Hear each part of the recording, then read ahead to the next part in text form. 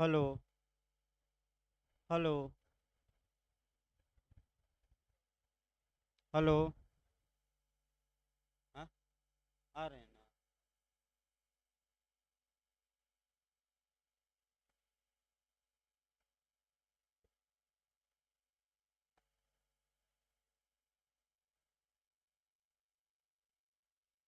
देखिए, आज से आपका टीपीए चलेगा भाई। आपका ट्रांसफर ऑफ प्रॉपर्टी एक्ट।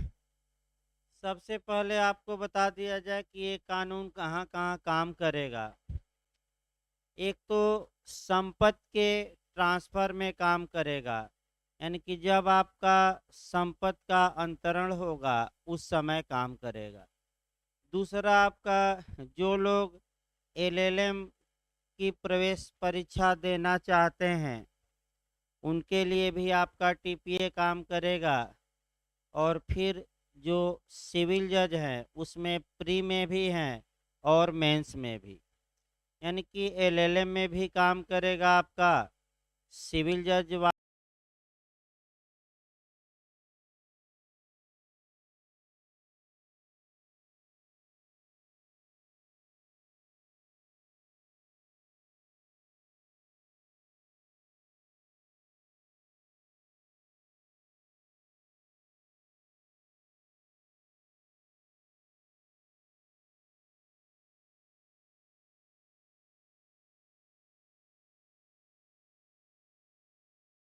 तो फिर एक बार हम शुरुआती दौर से शुरू कर रहे हैं ताकि आपका जो भूला होगा वो भी रिवीजन हो जाए।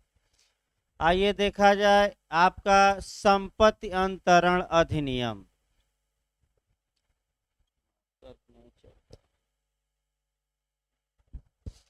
संपत्ति अंतरण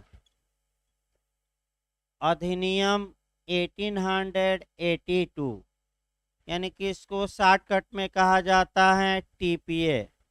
और फुल नाम इंग्लिश में है आपका, कह सकते हैं कि ट्रांसफर ऑफ प्रॉपर्टी एक्ट। अंतरण को कभी काल संक्रमण भी कहते हैं। भाई अगर दे दे कि संपत्ति संक्रमण अधिनियम, मान लीजिए आजकल जो क्वेश्चन आ रहे हैं वह भाई जो हिंदी में वाक्य आ रहे हैं आपका किताब से आयोग वाले या जो भी एक्सपर्ट है नहीं बना रहे हैं। आपका ट्रांसफ़र जैसे कि आपका गूगल पर सर्च किए और ट्रांसफ़र का जो शब्द आया शुद्ध हिंदी संक्रमण उसी को लिख दिए, तो कई लोग भाई ये समझेंगे कि ये संक्रमण क्या है। तो संक्रमण आपका मतलब कि आपका ट्रांसफ़र, ट्रांसफ़र मतलब अंतरण, यानी कि इसका जो नाम है आपका संपत्ति संक्रमण अधिनियम भी दे सकता है। तो घबराना नहीं है, चाहे ट्रांसफर दे या हिंदी में अंतरण दे या संक्रमण दे, यानी कि आपका टीपीए की ही बात कर रहा है। अब जो शब्दशः देखा जाता है, एक तो हम प्रॉपर्टी देखेंगे शब्दशः, दूसरा ट्रांसफर या संक्रमण या अंतरण देखेंगे, और तीसरा अधिनियम क्यों लिखा गया है, क्यों नहीं कोड या संहिता लिखा गया। क्योंकि कुछ कानूनों में आप देखेंगे कि संहिता लिखा रहेगा यानी कि कोड, और कुछ कानूनों में आपका अधिनियम लिखा है यानी कि एक्ट लिखा रहेगा। देखिए, जहाँ तक प्रॉपर्टी की बात है, सबसे बड़ी कमी जो टीपीए की है वह ये है कि प्रॉपर्टी के अंतरण का तो प्रावधान करती हैं, लेकिन प्रॉपर्टी क्या होती है इसको टीपीए नहीं बताती। तो आपका प्री का पहला क्वेश्चन मिला कि टीपीए के अंतर्गत यानी कि ट्रांसफर ऑफ प्रॉपर्टी एक्ट के अंतर्गत प्रॉपर्टी या संपत्ति को कहाँ परिभाषित किया गया है। तो आपका जवाब रहेगा इनमें से कोई नहीं। ये नहीं कि मार दीजिएगा कुछ और, आपका क्या जवाब रहेगा, नन ऑफ द एबव, यानी कि इनमें से कोई नहीं। तो आखिर किसको डिफाइन किया गया है, दूसरे पॉइंट पर आना है। तो संपत्ति तमाम प्रकार की होती हैं, जैसे कि मूवेबल हो गई यानी कि चल, दूसरा आपका इमूवेबल यानी कि अचल, इसके बाद मूर्त यानी कि कारपोरल जो दिखाई दे, और उसके बाद अमूर्त संपत्ति यानी कि जो दिखाई न दे, जैसे आपका गुडविल हो गया, कॉपीराइट हो गया, पेटेंट हो गया, ख्याति हो गई, ये सब दिखाई नहीं देती, फिर भी आपका संपत्ति है। जैसे कि आपका इस समय बौद्धिक संपदा चल रहा है, कानून भी अब बन चुका है, तो बौद्धिक संपदा है, ये सब दिखाई नहीं देते, इनकॉर्पोरल प्रॉपर्टी है, अर्थात अमूर्त संपत्ति, तो इसे भी प्रॉपर्टी माना जा रहा है। यानी कि वर्तमान समय में हम आगे बताएंगे संपत्ति के बारे में डिटेल में, लेकिन शुरुआती दौर में ये जानना है कि वर्तमान समय में जो संपत्ति है वह काफ़ी विस्तृत अर्थ रखती है। तो अब अगला क्वेश्चन ये आया कि प्रॉपर्टी को डिफाइन नहीं किया गया है, तो किस प्रॉपर्टी को डिफाइन किया गया है? आपका चल संपत्ति को डिफाइन किया गया है, यानी कि मूवेबल प्रॉपर्टी को, कि इमूवेबल यानी कि अचल यानी कि अस्थावर भी इसे कहते हैं, इमूवेबल को। ये भी पूछ सकता है कि टीपीए में क्या परिभाषित है, चल संपत्ति अचल संपत्ति दोनों इनमें से कोई नहीं। या ये भी मॉडल बन सकता है कि टीपीए में क्या परिभाषित है, मूवेबल प्रॉपर्टी दे देगा, इमूवेबल प्रॉपर्टी दे देगा, फिर प्रॉपर्टी दे देगा यानी कि संपत्ति दे देगा, और एक दे देगा उपर्युक्त सभी। तो उपर्युक्त सभी किसी भी हाल में नहीं मारना है, केवल एक चीज परिभाषित है, अचल संपत्ति, यानी कि चल और संपत्ति को परिभाषित नहीं किया गया है। दूसरा देखिए, संपत्ति आगे बताया जाएगा डिटेल में। दूसरा जो शब्द आपका टीपीए में आया है, जो आपका वह आपका आया है ट्रांसफर। ट्रांसफर का मतलब हुआ अंतरण या हस्तांतरण, यानी कि जब एक व्यक्ति आपका बैठिए जब एक व्यक्ति अपनी संपत्ति में के स्वामित्व को या कब्जे को या हित को दूसरे व्यक्ति को देता है, तो उसको हम अंतरण कहते हैं। अंतरण की परिभाषा जरूर दी गई है, और ये हम डिटेल में देखेंगे सेक्शन 5 में। यानी कि अब दूसरा पॉइंट आया कि क्या ट्रांसफर शब्द को टीपीए में परिभाषित किया गया है कि नहीं, तो आपका जवाब रहेगा किया गया है, और किस सेक्शन में हम आगे देखेंगे 5। अब अधिनियम पर आइए। अधिनियम का मतलब कानून होता है, तो आप कहेंगे कि भाई संहिता का भी मतलब कानून होता है, और आपका अधिनियम का भी मतलब कानून होता है। तो दूसरा अगला पॉइंट ये आया कि आखिर कोड न लिखकर इस कानून में एक्ट या अधिनियम क्यों लिखा है, जबकि सीपीसी, सीआरपीसी और आईपीसी में संहिता अंत में है, यानी कि कोड है। तो इसका भाई इंटरव्यू में भी ये क्वेश्चन लगातार पूछा जा रहा है, सतर्क रहना इंटरव्यू के लिए। आपका जवाब ये होना चाहिए कि कोड एग्जॉस्टिव होता है और एक्ट एग्जॉस्टिव नहीं होता। यही एक लाइन बताइएगा कि कोड और एक्ट में क्या अंतर है। अगर कोई पूछे तो आपका जवाब होना चाहिए कि कोड एग्जॉस्टिव होता है और एक्ट एग्जॉस्टिव नहीं होता। इसका हिंदी में अर्थ हुआ कि जिस कानून के लास्ट में संहिता रहती है, इसका मतलब ये हुआ कि जिस विषय से संबंधित वह कानून है, लगभग सभी प्रावधान उसी कानून में एक जगह समाहित रहते हैं। जैसे उदाहरण के रूप में आपका सीपीसी हुआ, the code of civil procedure, code या संहिता लिखा है। इसका मतलब ये हुआ कि सिविल मामलों की प्रक्रिया से संबंधित जितने नियम हैं सीपीसी में लगभग समाहित कर दिए गए हैं। इसके इसके बाद आपका सीआरपीसी में भी कोड है, the code of criminal procedure. इसका मतलब ये हुआ कि आपराधिक मामलों से संबंधित जितने नियम हैं सीआरपीसी में लगभग 99% नियम क्या कर दिए गए हैं, समाहित। और जब लॉर्ड मैकाले बताया भी गया था कि जब आईपीसी बनाया था तो जितने संभव अपराध हो सकते थे सभी अपराधों को इंडियन पेनल कोड में समाहित कर दिया था, एक जगह एकत्र कर दिया था। फिर एक बार इसको समझिए, काफी महत्वपूर्ण है ये।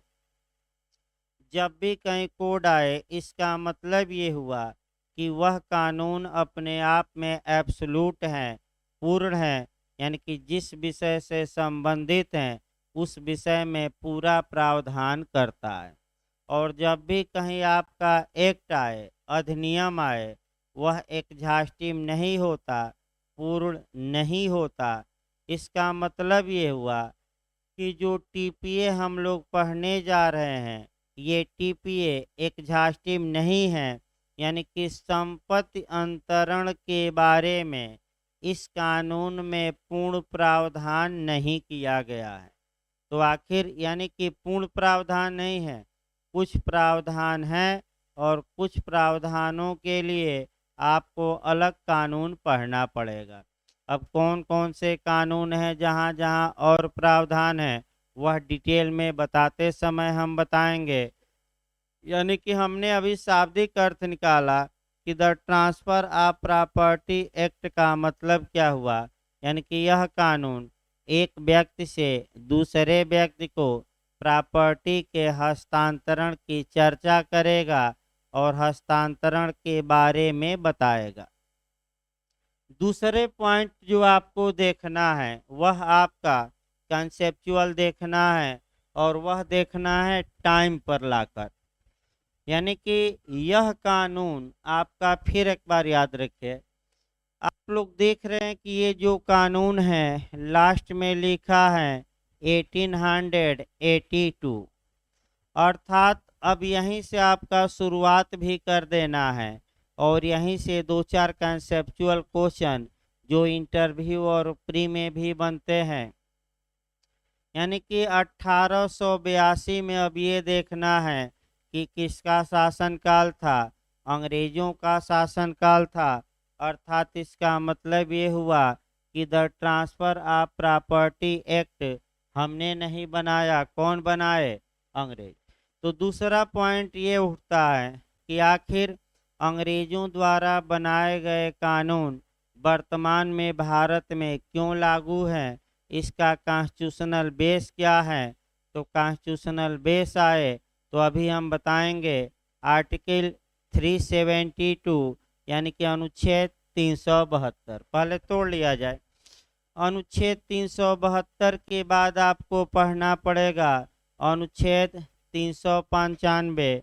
फिर आपका जो पढ़ना पड़ेगा आर्टिकल 13 पढ़ना है, 13 का क्लॉज वाइज भाई, 13 का 1 पढ़ना है।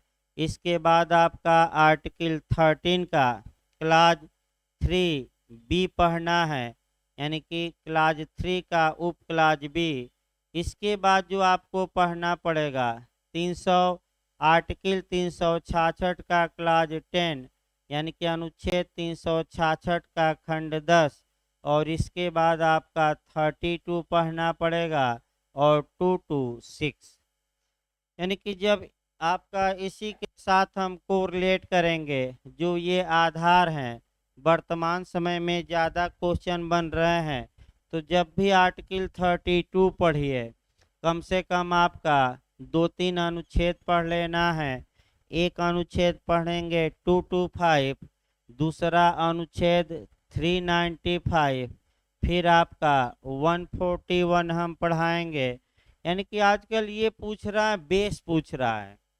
और ये क्वेश्चन आपका ये मैंने बिहार शुरू कर दिया है, नेट में पहले आता था लेकिन अब कंपटीशन में आपका बता दिया जाए। जो बिहार आयोग है वह कॉन्स्टिट्यूशनल बेस यानी कि संवैधानिक आधार पूछने लगा है। तो जब भी संवैधानिक आधार पूछे तो आज 4-5 संवैधानिक आधार अलग अलग भी बताया जाएगा, लेकिन सबसे पहले शुरुआत आपका टीपीए पर किया जाए तब कोरिलेट किया जाएगा। देखिए, यानी कि भाई कोई समस्या हो तो बताइए भाई, नहीं तो आगे बढ़ा जाए, बीच में ना बोलिए। देखिए, आपका ये कानून 1882 में बनाया गया। उस समय कानून का निर्माण अंग्रेजी सरकार करती थी, और अंग्रेजी सरकार जो करती थी, कैसे कानून बनता था अंग्रेजों के ज़माने में, ये थोड़ा हमें जानना है।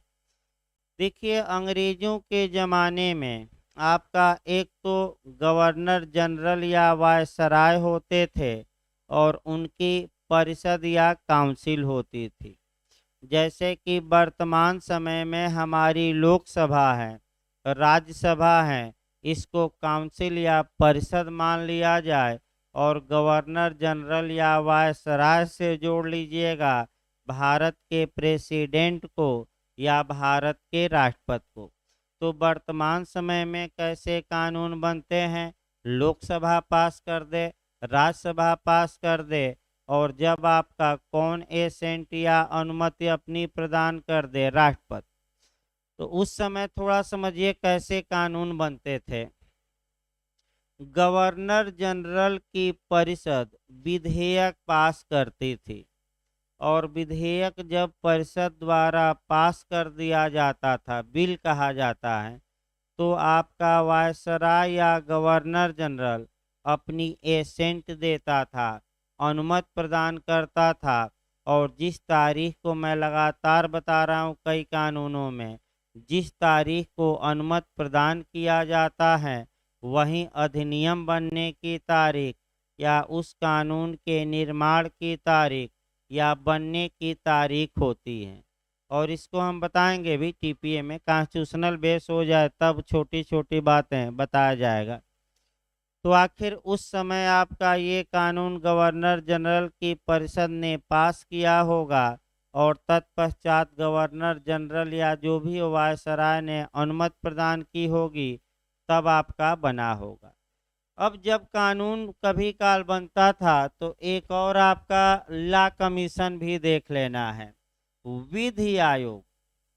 ये भी क्वेश्चन आ सकता है, इसको हम लिखवाएंगे, पहले समझिए। अभी जो ये लॉ कमीशन होता था, तो 3 लॉ कमीशन याद रखना है, first law commission, second law commission और थर्ड, तीनों याद करके जाइएगा। प्रथम विधि आयोग, सेकंड विधि आयोग, और आपका थर्ड या तृतीय विधि आयोग। तो फिर एक बार इसको बताकर तब आगे बढ़ा जाए। प्रथम विधि आयोग की सिफारिश पर आईपीसी का निर्माण किया गया था भारत में। सेकेंड लॉ कमीशन के सिफारिश या रिकमेंडेशन पर प्रथम बार सीपीसी बनी। और हो सकता है पूछ ले कि टीपीए का निर्माण किस लॉ कमीशन की सिफारिश पर हुआ, तो थर्ड यानी कि तृतीय, यानी कि संपत्ति अंतरण अधिनियम 1882 का निर्माण तृतीय विधि आयोग की सिफारिश पर किया गया। फिर अब यहाँ से बैक होइए। अब समस्या ये उत्पन्न हुई कि अंग्रेजों द्वारा बनाए गए कानून को भारत में बने रहने, इनफोर्स रहने, प्रवर्तित रहने का कॉन्स्टिट्यूशनल बेस क्या है। तो जितने अंग्रेज कानून बनाकर चले गए, उसका एक ही आर्टिकल बेस है, कॉन्स्टिट्यूशनल बेस, वह है आपका कह सकते हैं 372। अब अनुच्छेद 3 यानी कि ये समस्या उत्पन्न होती है कि भारत आज़ाद हो गया, भारत के लोगों ने अपना कॉन्स्टिट्यूशन बना लिया और अपने कॉन्स्टिट्यूशन के अनुसार गवर्न होने लगे। तो ये अंग्रेजों द्वारा बनाए गए कानून को भारत में आज भी बने रहने का कॉन्स्टिट्यूशनल बेस क्या है, संवैधानिक आधार क्या है, अर्थात संविधान में कहीं इन्हें ग्रहण किया गया है, कहीं इन्हें स्वीकार किया गया है, अर्थात इंग्लिश में क्या कहीं इनको एडाप्ट किया गया है, तो आपका जवाब रहेगा एडॉप्शन किया गया है, ग्रहण किया गया है, सभी कानूनों को स्वीकार कर लिया गया है, प्रवर्तित रखा गया है। किस आर्टिकल के तहत? 372। अब 372 कहता क्या है आपका, ये अगले पॉइंट पर देखना है। 372 दो तीन बातें बताता है आर्टिकल। पहली बात ये बताता है कि 26 जनवरी 1950 के पहले जितने कानून भारत में इन फोर्स थे, लागू थे, वे संविधान के लागू होने के बाद भी भारत में लागू रहेंगे जब तक कि सक्षम प्राधिकारी द्वारा, कॉम्पिटेंट अथॉरिटी द्वारा उसे रिपील या समाप्त या निरसित न किया गया हो। अर्थात इसका मतलब ये हुआ कि जब तक अंग्रेजों द्वारा बनाया गया कानून भारत में निरसित या समाप्त न कर दिया जाए, तब तक वह कानून बना रहेगा और हमारे यहाँ लागू भी रहेगा और हम पढ़ते भी रहेंगे। अब समस्या ये आई कि भाई निरसित कौन कर सकता है, समाप्त कौन कर सकता है? और एक तो हमारी कॉन्स्टिट्यूशनल असेंबली थी, संविधान सभा थी, जो संविधान बना सकती थी, तो अंग्रेजों द्वारा बनाए गए किसी कानून को समाप्त भी कर सकती थी। और संविधान सभा ने ऐसा किया, सक्षम थी। और आर्टिकल तुरंत आगे बढ़ जाना है, कौन से अनुच्छेद के तहत? 395। अर्थात हमारी कॉन्स्टिट्यूशनल असेंबली या भारत की संविधान सभा ने अनुच्छेद 395 के तहत अंग्रेजों द्वारा बनाए गए दो कानूनों को रिपील कर दिया, निरसित कर दिया, समाप्त कर दिया। दो कानून याद करके जाइएगा। पहला भारत शासन अधिनियम 1935 और दूसरा भारतीय स्वतंत्रता अधिनियम 1947। तो क्या टीपीए को समाप्त किया कि नहीं किया? नहीं किया। आईपीसी को समाप्त किया कि नहीं? नहीं किया। एविडेंस को समाप्त किया कि नहीं? नहीं किया। और कॉन्ट्रैक्ट को समाप्त किया कि नहीं? नहीं किया। तो इसलिए हम लोग आज भी ये पढ़ रहे हैं, यानी कि अंग्रेजों का बोझ हम लोग आज भी ढो रहे हैं। अंग्रेज चले गए, लेकिन उनके द्वारा बनाए गए कानूनों से हम शासित भी हो रहे हैं। इसी में आपका पुलिस व्यवस्था भी आती है। उत्तराखंड में जैसे आप लोग पढ़ रहे हैं 2007 में अपना नया कानून बना लिया, लेकिन उत्तर प्रदेश सरकार वही पुराने कानून 1861 से गवर्न हो रही है। बार बार सुप्रीम कोर्ट कह रहा है कि पुलिस के कार्य बढ़े, आपका तमाम चीज़ें परिवर्तित हुई, तो आप पुलिस के कानून को भी बदलिए और उदारवादी बनाइए, ताकि पुलिस की जिम्मेदारी हो और पुलिस मानवाधिकार का हनन न करे, लोगों का मूल अधिकार का हनन न करे। लेकिन यूपी में कोई सुनने वाला नहीं है। जब मुख्यमंत्री ही कहे कि अपराधियों छोड़ दो प्रदेश को, नहीं तो ठोक दिए जाओगे, तो पुलिस का मन तो ऐसे ही बढ़ जाएगा। भाई आज अपराधियों को ठोकेगी और आपका उसके बाद आम जनता को ठोकेगी, कह देगी कि अपराधी था। भाई यही तो हो रहा है भाई। तो ये विधि के शासन के लिए बहुत खतरनाक है कि आपका पुलिस ठोकती जाए सबको। अब सुप्रीम कोर्ट, हाई कोर्ट को फिर कुछ गाइडेंस देना चाहिए ताकि ये सब घटनाएं रुके, क्योंकि ये सभ्य समाज के लिए अच्छी नहीं है। और आपका ऐसे तो तालिबानी राज हो जाएगा, पुलिस मालिक बन जाएगी, तो न्यायालय का क्या काम? ठोक दे पुलिस से, न्याय करे। ऑन स्पॉट जैसे तालिबानी करते हैं, मार कर क्या करते हैं, लटका दिए, जनता देखे। तो आगे देखिए आपका, तो हमारी संविधान सभा ने टीपीए को निरसित नहीं किया, इसलिए अनुच्छेद, हाँ, संविधान सभा के बाद देखिए पार्लियामेंट भी सक्षम थी कि ट्रांसफर ऑफ प्रॉपर्टी एक्ट को समाप्त कर दे रिपील कर दे और नया कानून संपत्ति अंतरण के बारे में बना दे। लेकिन हमारी संसद ने भी आज तक इसे रिपील नहीं किया, अर्थात ये कानून आज भी भारत में लागू है। और पढ़ ही रहे हम लोग, कंपटीशन और ज्ञान के लिए, दोनों के लिए। तो आपका 372 बताया गया, और आपका चूंकि रिपील नहीं है तो भाई आपका, और 372 के साथ हमने कौन जोड़ा, 395। अनुच्छेद 395 में दो कानून समाप्त हैं, तो एक कानून को सेविंग भी किया गया है, एक कानून को बचाया भी गया है। और वहीं से जाकर बिहार जे ने क्वेश्चन बना दिया कि प्रिवी काउंसिल के निर्णयों का भारत में आज भी आपका लागू रहने, प्रवर्तित रहने का कॉन्स्टिट्यूशनल बेस क्या है। तो कई लोग पकड़ ही नहीं पाए, बड़े बड़े लोग गलत करके आए, और जिनका आधा एक नंबर से रुक गया उनसे जाकर पूछिए। तो भाई प्रयास करिए कि आपका लेक्चर से बाहर नहीं जाता। अब कौन कितना कवर करता है वो तो उसके ऊपर है, लेकिन लेक्चर से कभी भी क्वेश्चन आपका 90% कम से कम मिलेगा, इसमें कोई शक नहीं है। अब हम प्रयास कर रहे हैं कि थोड़ा 90 से भाई अधिक हो। पिछली बार एपीओ में आपका यूपी में लोग गिन कर आए, केवल एक क्वेश्चन पढ़ाने से बाहर गया था, और 100 में 99 क्वेश्चन बना था। बस एक क्वेश्चन जो बाहर गया था वह पुलिस अधिनियम की धारा 7 से डेट पूछ लिया था, और वो कहीं भी किताब में नहीं था, यानी कि किताब में नहीं, वो मैंने अधिसूचना जारी की थी राज्य सरकार, वह एक डेट पूछ लिया था।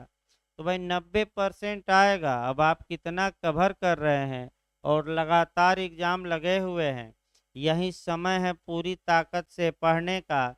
भाई देखिए, ज़्यादा लोग नए हैं, पुराने लोग वैसे भी नहीं आ रहे हैं, ऑनलाइन ही ज़्यादा पढ़ रहे हैं। मना भी किया जा रहा है कि भाई आप ऑनलाइन पढ़ लीजिए, थोड़ा भीड़ भी कम हो, ये भी हम भी चाहते हैं, बहुत ज़्यादा भीड़ भाड़ न लगे। अभी पहले जैसी स्थिति नहीं है, तो आपका पुराने लोग ऑनलाइन ही पढ़ें, ठीक है। तो फिर एक बार देखिए भाई, अनुच्छेद 395 में एक कानून, एक बचाव दिया गया है, सेविंग किया गया है, बचत किया गया है, यानी कि एक चीज़ को बचाया गया है, रट कर जाइए, प्रिवी काउंसिल के निर्णयों को। अब पूछा जाता है कि प्रिवी काउंसिल के निर्णयों को भारत में वर्तमान में लागू रहने का कॉन्स्टिट्यूशनल बेस क्या है, तो आप कौन सा आर्टिकल मार कर जाएंगे, 395। आगे बढ़िए। यानी कि अनुच्छेद 395 के तहत टीपीए को रिपील संविधान सभा ने नहीं किया, और आपका भारत की संसद ने भी आज तक इसे रिपील या निरसित नहीं किया। अतः टीपीए आज भी भारत में लागू है, और हम लोग पढ़ भी रहे हैं।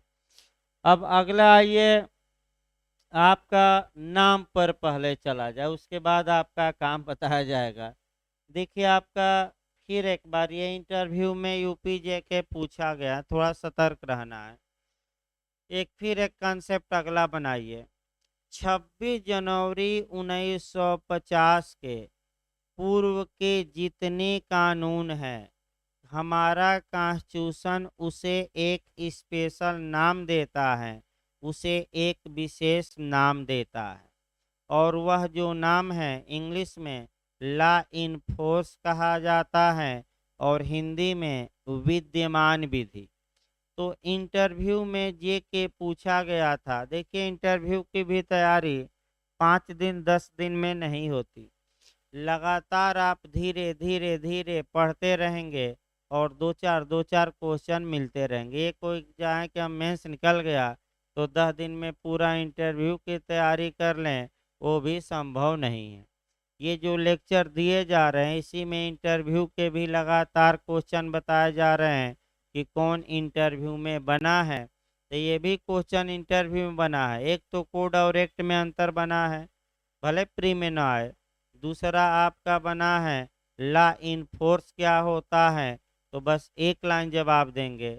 ऐसे कानून जो 26 जनवरी 1950 के पहले भारत में लागू थे और 26 जनवरी 1950 से और इसके बाद आज भी यानी कि भारत में क्या है लागू हैं, उन्हीं को विद्यमान विधि या लॉ इन फोर्स कहा जाता है। दूसरा आपका बन सकता है कि लॉ इन फोर्स का डिफिनीशन कहाँ है, तो आपका दो जगह से कवर करेंगे। एक दिया गया है अनुच्छेद 13(3)(b) में और दूसरी डिफिनेशन लॉ इन फोर्स की आर्टिकल 366 का क्लाज 10 में। तो लॉ इन फोर्स यानी कि आपका फिर एक बार कवर करिए, जो एविडेंस हैं, आपका कॉन्ट्रैक्ट है, आईपीसी है, टीपीए है इत्यादि, ये सब 26 जनवरी 1950 के क्या हैं, पूर्व के, यानी कि ये प्री कॉन्स्टिट्यूशनल लॉ है। इन सब का जो स्पेशल नाम होगा, याद रखिएगा एक लाइन में, लॉ इन फोर्स यानी कि विद्यमान विधि। ये अपने मन से नहीं बताया जा रहा, ये दो जगह स्पष्ट लिखा है। कहाँ कहाँ लिखा है, तो आर्टिकल 13 के यानी कि भारतीय संविधान के अनुसार अनुच्छेद 13(3)(b) में भी लिखा है और परिभाषा खंड कहाँ है, 366। तो किस परिभाषा में, किस क्लाज में, 10 में भी लिखा है। अब इसके आगे बढ़िए, अब आपका अनुच्छेद 13 का क्लाज 1 जानना है। देखिए अनुच्छेद 13 का क्लाज 1 प्री कॉन्स्टिट्यूशनल लॉ के लिए बना है, यानी कि संविधान पूर्व विधियों के लिए बना है। अर्थात आसान भाषा में 26 जनवरी 1950 के पहले के जो कानून हैं उनमें काम करेगा। तो कैसे काम करेगा, फिर एक बार देखिए। आर्टिकल 13 का क्लाज 1 ये बताता है कि ऐसा कानून जो 26 जनवरी 1950 के पहले का हो और आज भी भारत में लागू हो, यानी कि 26 जनवरी से भी वह भारत में क्या है, लागू, समाप्त नहीं किया गया हो, और वह कानून हमारे फंडामेंटल राइट का विपरीत है, तो जिस मात्रा तक, जिस लिमिट तक, जिस सीमा तक वह हमारे मूल अधिकारों के, फंडामेंटल राइट के अगेंस्ट होगा, उस मात्रा तक वह कानून वाइड होगा। वाइड मतलब शून्य होगा, शून्य मतलब बातिल होगा, अर्थात दूसरी भाषा में अवैध या इलीगल, असंवैधानिक होगा, नल एंड वाइड होगा, ये हम बताए थे। तो आईएएस प्री में भी ये क्वेश्चन बना था कि उस मात्रा तक वह होगा, 2-3 बार मैं बता चुका हूँ, शून्य होगा, अवैध होगा, वैध होगा, इनमें से कोई नहीं। तो उस मात्रा तक वह क्या होगा, शून्य। पहली वरीयता वाइड पर देना है, शून्य मतलब उसका कोई मतलब नहीं होगा। एक उदाहरण देखिए तब सही रहेगा भाई। मान लीजिए टीपीए में कुल 137 सेक्शन है, ठीक, और हमारा फंडामेंटल राइट या मौलिक या मूल अधिकार दिया गया है हमारे कॉन्स्टिट्यूशन के पार्ट 3 में, और कहाँ से कहाँ तक, अनुच्छेद 12 से लेकर 35 तक। अब देखिए आपका अनुच्छेद 13 का क्लाज 1 में इस पर जोड़ रहा हूँ, बता रहा हूँ, ये हमारे फंडामेंटल राइट हैं और ये टीपीए है। अगर 137 धाराओं में से कोई भी धारा पूरी तरह या उसका कोई भी प्रावधान उस मात्रा तक का मतलब क्या हुआ, या तो पूरा कानून या उसकी कुछ धाराएं पूरी तरह या पूरी धारा नहीं बल्कि धारा का क्या, कुछ अंग या आधा भाग कहिए, कुछ शब्द भी कहिए।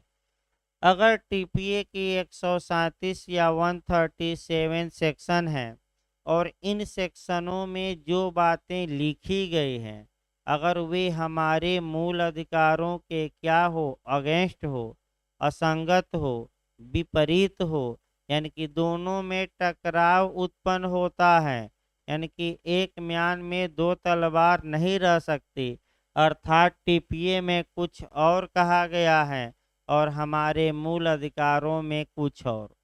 तो बताइए कौन शून्य उस मात्रा तक होगा?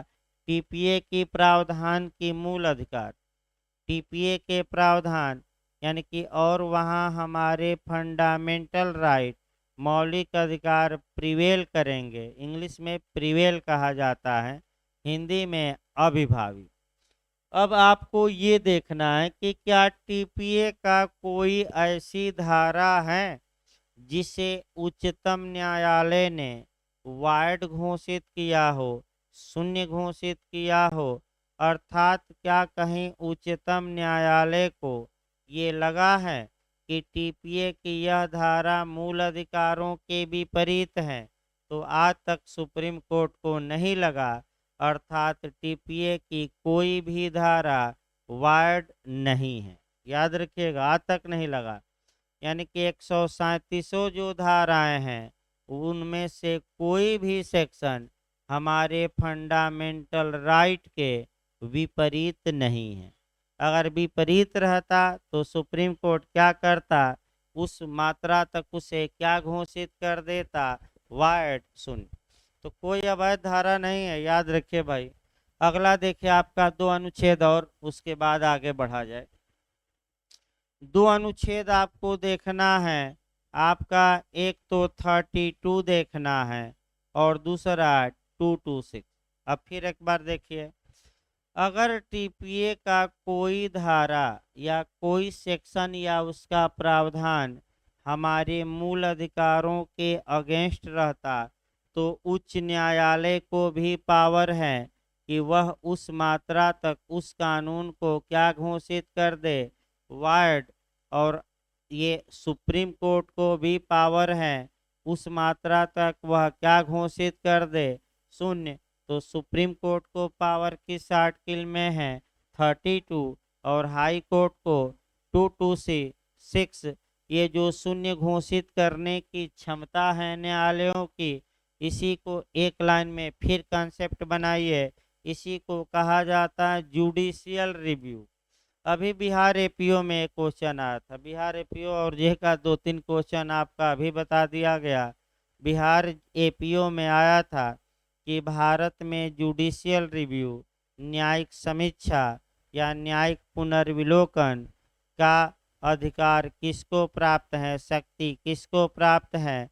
तो दिया था उच्चतम न्यायालय को, दूसरा उच्च न्यायालय, तीसरा दोनों, चौथा इनमें से कोई नहीं। तो दोनों मार कर आइएगा। और यूपी में आर्टिकल पूछा है, जुडिशियल रिव्यू किस आर्टिकल के तहत किया जाता है? 32, 226, दोनों इनमें से कोई नहीं। तो क्या मार कर आएंगे? दोनों। सुप्रीम कोर्ट किस आर्टिकल के तहत करता है? और हाई कोर्ट 226। यानी कि इसका मतलब ये हुआ कि टीपीए का अगर कोई प्रावधान मूल अधिकारों के विपरीत है तो सुप्रीम कोर्ट अनुच्छेद 32 में उस पर विचार करेगा और हाई कोर्ट किस अनुच्छेद के तहत? 226। अब एक हमने बताया था कॉन्स्टिट्यूशनल बेस, अलग से भी जानना है भाई। कॉन्स्टिट्यूशनल बेस क्या है? तो 3-4 अनुच्छेद आजकल पूछे जा रहे हैं। आपका 372 पढ़कर जाइएगा, 395 पढ़कर जाइएगा, 225 पढ़कर जाइएगा और आपका 141 नेट में भी आजकल आ रहा है। यानी कि जो लोग एलएलएम किए हैं या कर रहे हैं और नेट का एग्ज़ाम देने वाले हैं उनके लिए भी कुछ फ़ायदा हो जाएगा। फिर एक बार देखिए, चारों हम लिखवा देंगे कोरिलेट करके, अभी समझिए। अगर देखिए आपका 372, इसमें ये देगा कि संविधान पूर्व विधियों का एडाप्शन का कॉन्स्टिट्यूशनल बेस क्या है? अर्थात स्वीकार करने का कॉन्स्टिट्यूशनल बेस क्या है? अर्थात संविधान पूर्व विधियाँ वर्तमान में भारत में संविधान के किस अनुच्छेद के आधार पर लागू है? तो आपका कौन सा अनुच्छेद मार कर आएंगे? 372। इसके बाद आपका 395 बिहार जे में अभी हमने बताया पूछा था, प्रीवी काउंसिल के निर्णय को वर्तमान में भारत में प्रवृत्त रहने का कॉन्स्टिट्यूशनल बेस, संवैधानिक आधार कौन सा आर्टिकल है? 395। अब 225 आइए। 225 में जो क्वेश्चन आपका बन सकता है, एक ये क्वेश्चन बन सकता है कि उच्च न्यायालय प्रीवी काउंसिल के निर्णयों को सेट एसाइड या अपास्त नहीं कर सकते, उलट नहीं सकते, अर्थात प्रीवी काउंसिल के निर्णयों के विपरीत निर्णय नहीं दे सकते। इसका कॉन्स्टिट्यूशनल बेस क्या है, संवैधानिक आधार क्या है? तो आपका 225 मार्क कराइएगा। हो सकता है कि ये नया क्वेश्चन बन जाए, अभी बना नहीं है, बनने का लेकिन चांस है, क्योंकि ऐसा मॉडल अब बनना शुरू हुआ। तो उस मॉडल पर देखिए, जैसे कोई मॉडल बने उस मॉडल पर अब आगे जितने क्वेश्चन आ सकते हैं तुरंत उन क्वेश्चनों को कवर करना चाहिए, क्योंकि भविष्य में अब ऐसा मॉडल बन सकता है। तो फिर एक बार देखिए, प्रीवी काउंसिल के निर्णयों का भारत में उच्च न्यायालय से डिसाइड नहीं कर सकते। इसका कॉन्स्टिट्यूशनल बेस क्या है, संवैधानिक आधार क्या है? तो आर्टिकल कौन से मारेंगे? 225। और निर्णय, उच्च न्यायालय के निर्णय भारत में आज भी लागू रहेंगे भी। इसका कॉन्स्टिट्यूशनल बेस दूसरा अनुच्छेद बताया गया 395। भाई दोनों फिर एक बार देखिए, अगर ये देखिए प्रीवी काउंसिल के निर्णयों का भारत में वर्तमान में प्रवृत्त रहने का कॉन्स्टिट्यूशनल बेस क्या है, तो अनुच्छेद 395 मार्क कराइएगा। और हाई कोर्ट प्रीवी काउंसिल के निर्णयों से बाध्य हैं, पलट नहीं सकता, और यानी कि सेट साइड नहीं कर सकता। अगर ऐसा क्वेश्चन आए कॉन्स्टिट्यूशनल बेस में तो आर्टिकल आपका 225 मार्क कराइएगा। कौन सा अनुच्छेद? 225। एक और नेट में लगातार बन रहा है कि उच्चतम न्यायालय द्वारा दिए गए निर्णय भारत के समस्त न्यायालयों पर बाध्यकारी होंगे। ये किस आर्टिकल में है? इसका कॉन्स्टिट्यूशनल बेस क्या है? तो आर्टिकल 141। दूसरी भाषा में इसको देखिए, जुडिस पूर्व निर्णय या नजीर या जुडिशियल प्रेसिडेंट। पूर्व निर्णय, उच्चतम न्यायालय के पूर्व निर्णय, या इंग्लिश में जुडिशियल प्रेसिडेंट, या उर्दू में नज़ीर कहिए। इसका ये नज़ीर भारत के सभी न्यायालयों पर बाध्यकारी होगा। इसका कॉन्स्टिट्यूशनल बेस कौन सा आर्टिकल है? तो आर्टिकल रट कर जाइएगा 141, यानी कि कौन सा? 141। ये भाई फिर बताया जाए, कई बार ये नेट में भी आ चुका है। अब आपका सबसे पहले, इसके बाद सामान्य बातें बताई गई, तो सबसे पहले टीपीए का निर्माण कराया जाता है, और निर्माण के बाद आपका एक इतिहास पढ़ा जाता है। निर्माण के बाद आपका अन्य चीज़ें सामान्य देखी जाती हैं। देखिए, आपका टीपीए का निर्माण कराया जाए। टीपीए का निर्माण यानी कि इसकी रचना कैसे हुई, तो रचना जब भी पढ़िएगा तो एक तो प्राचीन काल पढ़िएगा। देखिए, हम पहले बना रहे हैं कि क्या क्या आपको पढ़ना है। प्राचीन काल के बाद आपको मध्यकाल पढ़ना है। मध्यकाल के बाद आपको अंग्रेजों का काल पढ़ना है। अंग्रेजों का काल, जब आप अंग्रेजों का काल पढ़ेंगे, इसी बीच तीन चार और देखेंगे। तीन चार ये देखेंगे कि साम्य का नियम देखेंगे, फिर इंग्लैंड इक्विटी का, फिर इंग्लैंड में साम्य न्यायालय हम पढ़ाएंगे। फिर दो कानून बनवाया जाएगा, 1873 और 1875। फिर आपका टीपीए का आधार हम बताएंगे। आधार आपका कभी काल पूछ लिया जाता है तो इंग्लैंड का कॉमन लॉ है। और आपका थर्ड लॉ कमीशन गठित करवाएंगे, कौन? तृतीय विधि आयोग। और तब टीपीए का निर्माण होगा। देखिए आपका एक एक करके चला जाए, प्राचीन काल से उठाया जाए और आपका अंग्रेजों के काल तक पहुंचा जाए। यहाँ से भले आपका टीपीए से क्वेश्चन एक बने, आपका विधि आयोग, लेकिन बिहार में मैं बता दूं आपका एक या दो क्वेश्चन निश्चित बनता है। जाकर आप साल पेपर देख लीजिए, आपका जो इक्विटी से आज बताया जाएगा, एक क्वेश्चन निश्चित आपका बिहार जे में आता है। तो आइए एकदम शुरुआत हम करते हैं संपत्ति के बारे में प्राचीन काल से। अभी संपत्ति की परिभाषा नहीं, कानून के बारे में बताया जा रहा है। परिभाषा आपका कल से शुरू हो पाएगी, क्योंकि पहले निर्माण करा दिया जाए, फिर कुछ सामान्य बातें, तब तो भाई संपत्ति शुरू किया जाए परिभाषा। तो 2 दिन में हम प्रयास करेंगे कि जो भूमिका है वह समाप्त हो जाए।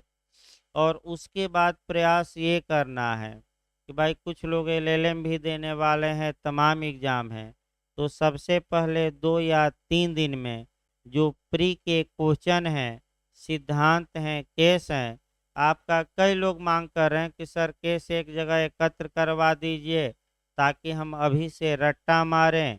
तो 2 या 3 दिन हम आपका सिद्धांत किस सेक्शन में समाहित हैं, जज का नाम और आपका केस इस बार पहले लिखवा देंगे।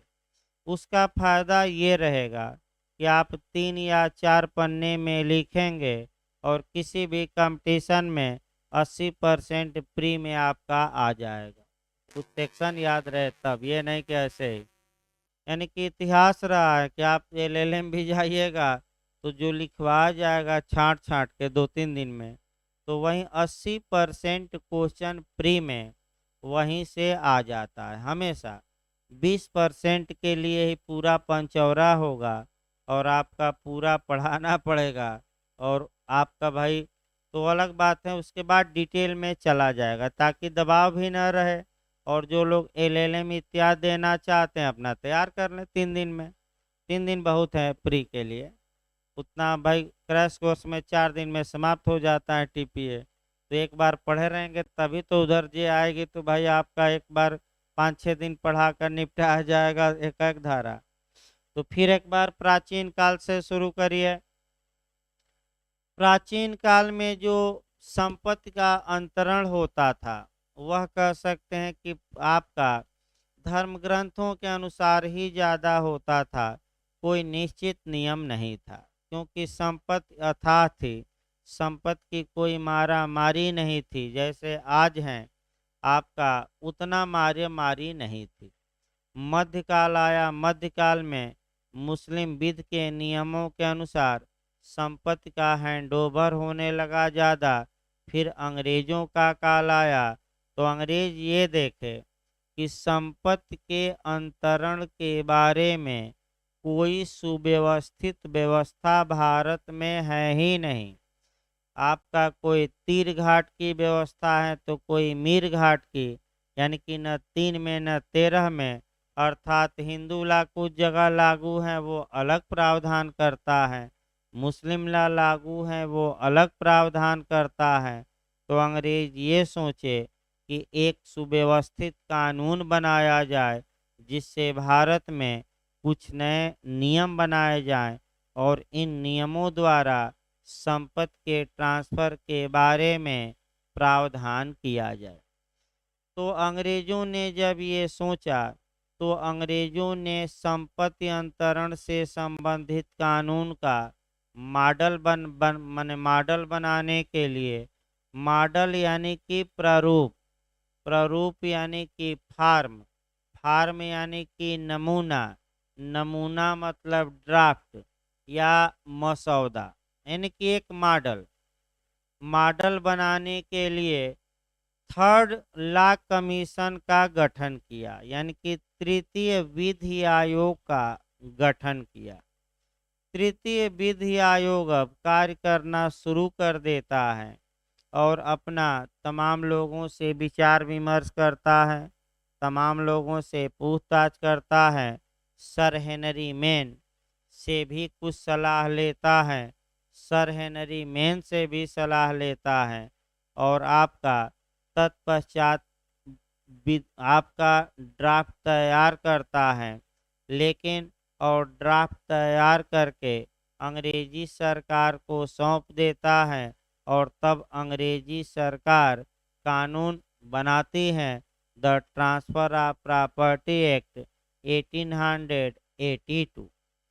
तो जब तृतीय विधि आयोग विचार कर रहा था, विधेयक को तैयार कर रहा था, तो उसने काफ़ी मेहनत भी किया और देखिए क्या क्या उसमें बीच में बातें हुई, वही बातें पढ़ाना है। देखिए आपका इंग्लैंड में पहले ध्यान से देखिए, इंग्लैंड के न्यायालय देखा जाए। एक इंग्लैंड में आपका विधि के न्यायालय हैं और एक आपका साम्य का न्यायालय। दोनों में पहले अंतर समझिए। एक ला के न्यायालय है जिसे हम विधि का न्यायालय कहते हैं और एक न्यायालय थे इक्विटी का यानी कि साम्य के। जो विधि के न्यायालय थे वह कानून का अक्षरशः पालन करते थे, अर्थात अगर न्यायालय में कोई विवाद उत्पन्न होता था और उस बारे में कानून था तो उस कानून के अनुसार ही वह अपना फैसला सुनाते थे। यानी कि विधि के न्यायालय विधि से क्या थे, बाध्य। एक लाइन में कहा जाए कानून का पालन करने के लिए क्या थे, बाध्य। लेकिन इंग्लैंड में एक और न्यायालय था और बिहार जे में पूछा भी गया था, उसे हम कहते हैं इक्विटी न्यायालय, साम्य न्यायालय। तो पहले तो इक्विटी शब्द समझिए, तब तो भाई आपका इसका न्यायालय बताया जाए। इक्विटी शब्द लैटिन के इक्विटास से बना है और इक्विटास का मतलब होता है समतल करना, बराबर करना, समता में लाना। अर्थात आपका इक्विटी का मतलब हुआ इक्विलिटी, इक्विलिटी मतलब समता। अर्थात कई विद्वानों ने तो ये कहा कि समता समता ही साम्य है और चूंकि समता का सिद्धांत हमारे कॉन्स्टिट्यूशन में मूल रूप से मुख्य रूप से आर्टिकल 14 में समाहित है, तो अर्थात आर्टिकल 14 शुद्ध रूप से इक्विटी का ही रूप है। क्यों? क्योंकि समता ही क्या है, सम। भाई समता साम्य समता से प्रसन्न होता है और असमता से क्या होगा, नाराज होता है। तो आखिर समता करती क्या है, एक दो उदाहरण से देखिए, थोड़ा दिमाग में बैठे। इक्विटी का भी मतलब बताया जा रहा है भाई। आपका इक्विटी का मतलब हुआ इक्विटास, लैटिन शब्द है। इक्विटास का मतलब होता है समतल करना, बराबर करना। तो बराबर कई चीज़ों को किया जाता है, ये देखिए। एक तो हम बराबर करते हैं, जैसे खेत जुताई होती है और मिट्टी इधर उधर हो जाती है तो प्लाऊ चलाते हैं और उसको क्या करते हैं, बराबर, ताकि पूरी मिट्टी क्या हो जाए, आपका बराबर हो जाए। दूसरा जो हम बराबर करते हैं वह समाज में बराबरी लाते हैं, ताकि निचला तबका और ऊपर का तबका किस स्टेटस में आ जाए, बराबरी के। तीसरी जो बराबरी की जाती है आपका माने धन के बंटवारे में, तमाम बातों में की जाती है। लेकिन कानून में कैसे बराबरी लाएंगे, तो कानूनी भाषा में एक उदाहरण कम से कम देखा जाए।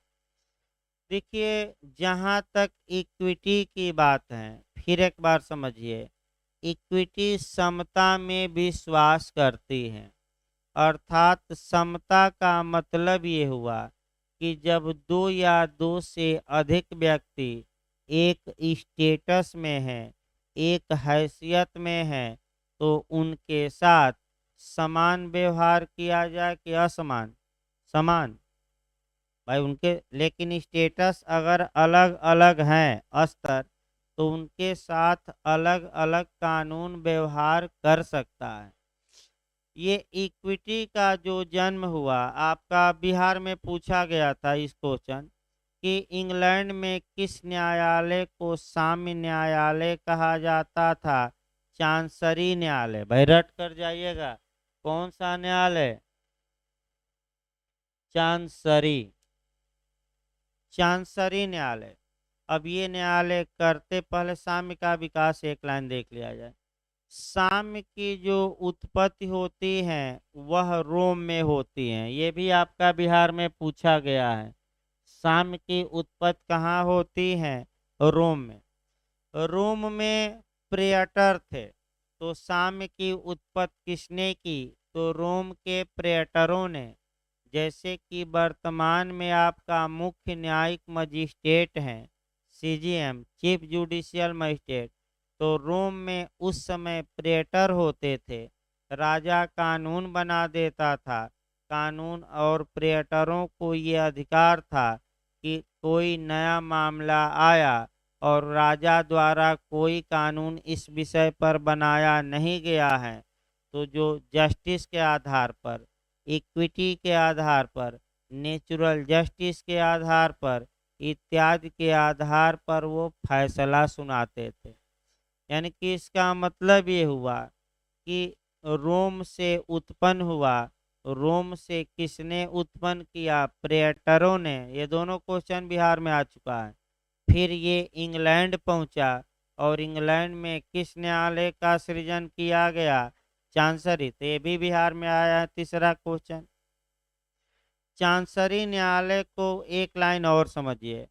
यह जहां किसी विषय पर कानून नहीं था, कानून में कोई कमी थी, या कानून का अभाव था, कानून दोषपूर्ण था, तो ये जो चांसरी न्यायालय थे, ये कानून से बाहर जाकर फैसला सुनाते थे जो न्यायपूर्ण हो, जो जस्टिस के आधार पर, यानी कि न्याय के आधार पर, गुड कंसेंस के आधार पर, यानी कि अंतर आत्मा, अंतः चेतना, अंतःकरण। फिर बिहार में इसी बार आया था कि इक्विटी किस पर आधारित है?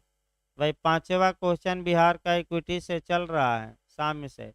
इक्विटी किस पर आधारित है? गुड कंसेंस पर, अंतर आत्मा पर, अंतःकरण पर, यानी कि क्या होना चाहिए, तो जो होना चाहिए वो फैसला दिया जाएगा। यही इक्विटी है। तो इक्विटी न्याय पर आधारित है, शुद्ध अंतःकरण पर आधारित है, प्राकृतिक न्याय के नियमों का पालन पर आधारित है, समता पर आधारित है, और इसमें बेईमानी और कपट का कोई स्थान नहीं है।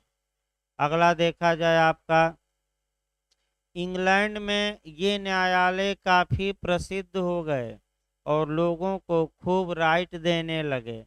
तो ऐसी दशा में इंग्लैंड की संसद ने दो कानून बनाया, और कानून बनाकर इस न्यायालय को ही समाप्त कर दिया, लेकिन इक्विटी समाप्त नहीं हुई।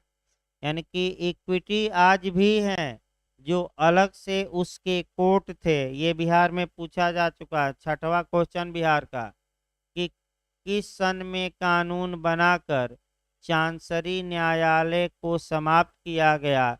तो कानून हम बता दे रहे हैं, दो सन याद करके जाइएगा, कौन कौन?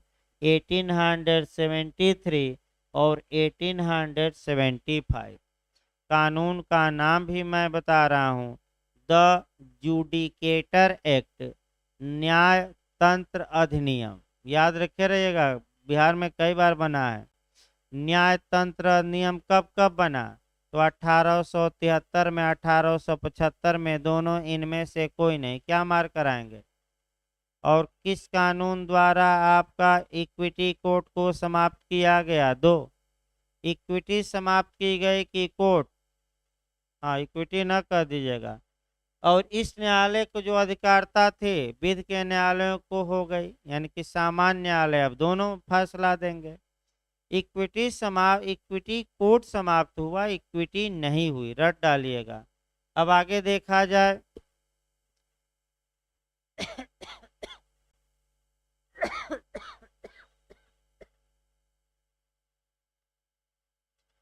देखिए, इस साम्य न्यायालय के सामने एक दो उदाहरण और बता जाए भाई, एक उदाहरण, उसके बाद आपका लास्ट किया जाए और टीपीए का निर्माण करा दिया जाए।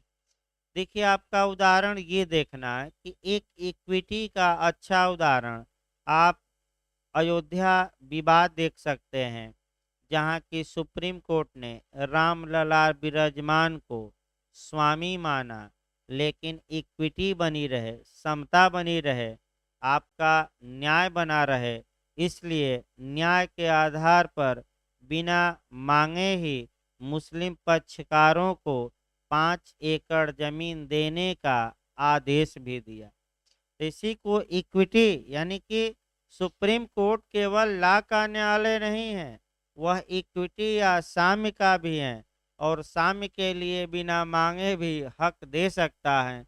और इसका सबसे उत्तम उदाहरण कौन सा है?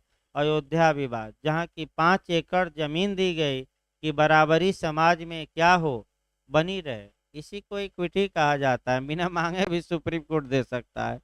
अगला देखिए, ये जो चांसरी न्यायालय थे, समाप्त होने के पहले तमाम बिंदुओं पर फैसला दिए थे, और ज़्यादातर फैसला प्रॉपर्टी के मामले में दिए थे, यानी कि जहां कोई कानून नहीं था, प्रॉपर्टी संबंधी विवाद उत्पन्न हुआ, तो ये इक्विटी कोर्टों ने न्याय के आधार पर जो होना चाहिए, साम्य के आधार पर, उचितता के आधार पर फैसला सुनाया था संपत्ति के मामले में। और जब थर्ड लॉ कमीशन टीपीए का निर्माण करने लगा, संपत्ति के अंतरण का कानून बनाने लगा मॉडल, तो जो इक्विटी कोर्ट के फैसले थे, उन्हीं फैसलों को ज़्यादा स्वीकार कर लिया, क्योंकि वो न्याय पर आधारित थे, साम्य पर आधारित थे। अतः टीपीए जो बनी है, ये हम कह सकते हैं कि 80% लगभग प्रावधान वही हैं जो इक्विटी कोर्टों ने अपने निर्णयों के माध्यम से संपत्ति के मामलों में दिया। यानी कि 80% इसमें प्रावधान साम्य न्यायालय द्वारा दिए गए निर्णय ही हैं, मैं बता दूं। अर्थात इसका मतलब ये होगा कि जब भी आप कोई सेक्शन पढ़ेंगे, तो कम से कम इंग्लैंड का एक केस ज़्यादातर देखेंगे कि किस केस में ये बात कही गई, या तो हूबहू भारत में रख दिया गया वह निर्णय, या उसमें कुछ सुधार करके रखा गया, या उसके विपरीत रखा जाएगा। लेकिन 80% मैं बता दूं प्रावधान इसमें किसके होंगे? जो इक्विटी कोर्ट ने उस समय क्या सुनाया था, फैसला। तो अर्थात इसका मतलब ये हुआ कि जो ये हम टीपीए पढ़ेंगे, ये जो टीपीए हैं मुख्य रूप से साम्य न्यायालय द्वारा दिए गए निर्णयों में जो सिद्धांत थे, उन्हीं सिद्धांतों को टीपीए में, बेयर एक्ट में समाहित कर दिया गया है। तो इस प्रकार आपका एक सामान्य बात बताई गई, और फिर आपका 15 मिनट का ब्रेक रहेगा भाई, और फिर एविडेंस चलेगा। कल आगे फिर अभी एक लेक्चर और सामान्य बातों के बारे में होगा, और तब कानून शुरू कर देना, यानी कि भूमिका ज़्यादा नहीं खींचना है।